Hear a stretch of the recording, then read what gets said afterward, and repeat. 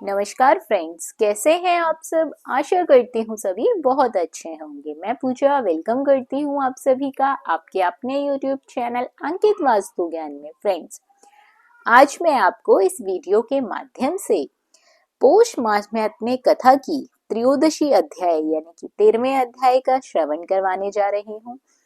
नैमिषारणाथ तीर्थ में उपस्थित ऋषि मुनियों ने पूछा, हे सूत जी महाराज, कृपया आप हमें बताइए कि राजा दृढ़धनवा ने पुरुषोत्तम मास के स्नान, व्रत और पूजा से क्या प्राप्त किया। उन्हें विशाल राज्य, पतिव्रता स्त्री, पौत्रादि, अनंत सुख एवं योगीजन दुर्लभ भगवान का लोक कैसे मिला। सूत जी बोले, हे ऋषियों, श्री नारायण ने भी नारद जी को यह इतिहास पहले कहा था, वही मैं तुम्हें सुनाता हूँ। हे मुनियों, यह पापनाशक कथा गुरुमुख से जैसे मैंने सुनी थी, वही दृढ़धनवा नामक राजा की कथा तुमको सुनाता हूँ। श्री नारायण बोले, हे नारद, राजा दृढ़धनवा की गंगा जी के समान पवित्र पुरानी कथा तुम भी सुनो।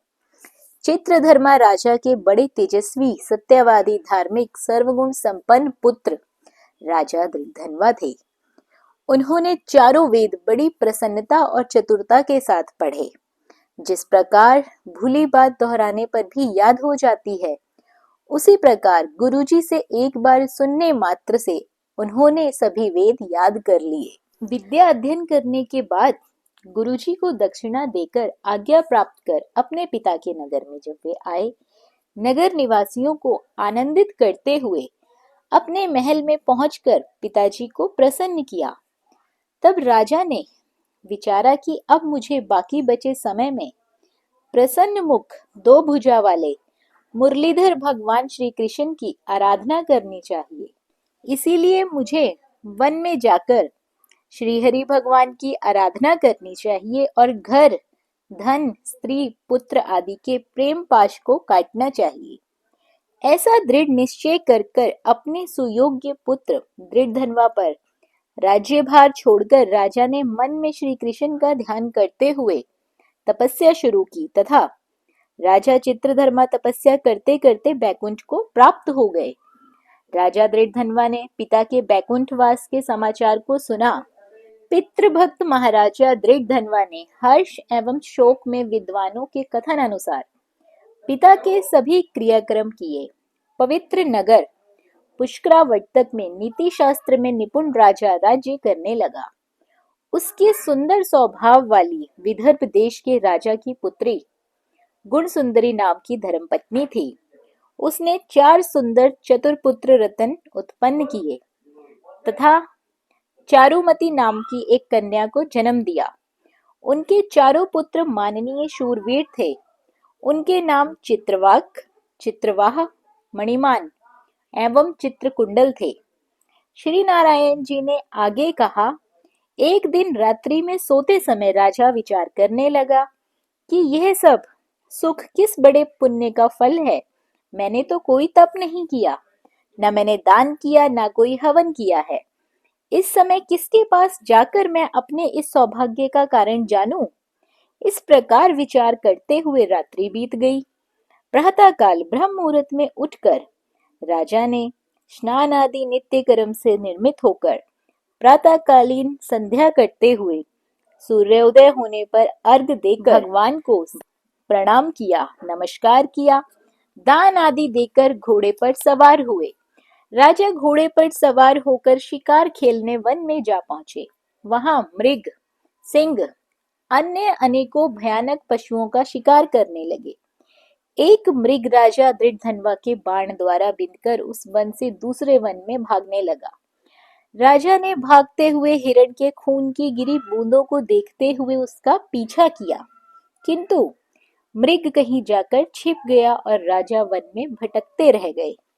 बहुत समय तक भटकने के बाद राजा को प्यास लगने लगी और वो व्याकुल हो उठे। जल की खोज पर उन्हें एक बड़ा सा सरोवर दिखाई दिया। वहां जाकर उन्होंने जल पिया और फिर किनारे पर जा बैठे। राजा ने वहां एक बड़ा पेड़ देखा। उस पेड़ से घोड़े को बांधकर राजा बैठ गए। उसी पेड़ पर एक तोता आकर बैठ गया। वह तोता मनुष्यों की बोली बोलता था। राजा उसे सुनकर बड़े आश्चर्य हुए और वो तोता कहने लगा, हे राजन, इस संसार में अनेकों सुख हैं, उन्हें देखकर तू परमत्त तत्व का विचार क्यों नहीं करता? तब भला इस संसार को कैसे पार करोगे? राजा के सामने वह कई बार इसी प्रकार कहने लगा, जिसे सुनकर राजा प्रसन्न और मोहित हो उठे। राजा विचार करने लगे कि यह तोता नारियल के समान अगम्य सारपूर्ण श्लोक को बार बार क्यों बोल रहा है। यह श्री वेदव्यास जी के पुत्र श्री शुकदेव जी है क्या, जो संसार में डूबे मुझे जैसे मूर्ख को चेतावनी दे रहे हैं। इस प्रकार राजा विचार करने लगा। इतने में वहां शिकार में बिछुड़ी सेना भी आ गई। तोता राजा को ज्ञान का यह उपदेश देकर उड़ गया और राजा भी तोते के वचनों को याद करते हुए अपने नगर में आ गए। महल में आकर चिंता में डूबे राजा ने खाना पीना बोलना सोना सब छोड़ दिया। एक दिन राजा के पास एकांत में आकर रानी गुण सुंदरी बोली, हे राजन, आप इस प्रकार की उदासी कहाँ से लेकर आए हो? उठिए, बातचीत करिए, सुख भोगिए, हमारे पास सब कुछ है। रानी के बार बार अनुनय करने पर भी राजा ने कोई जवाब नहीं दिया, क्योंकि राजा तो बार बार तोते के देवताओं के भी समझ में ना आने वाली बात को याद करके सोच में डूबे हुए थे। रानी ने राजा की यह दशा देखकर लंबी सांस छोड़ी और बड़ी दुखी हुई, किंतु सोचने पर भी पति की चिंता का कारण समझ ना सकी।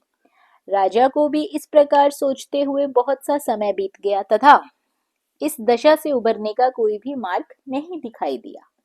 तो फ्रेंड्स, ये था कथा का 13वां अध्याय। अगली वीडियो के साथ फिर मिलेंगे 14वें अध्याय में। तब तक बने रहिए आपके अपने YouTube चैनल अंकित वास्तु ज्ञान में। और यदि आप चैनल पर पहली बार आए हैं, इस तरह की जानकारियां आपको भी अच्छी लगती हैं, तो चैनल को सब्सक्राइब अवश्य कर लें। धन्यवाद।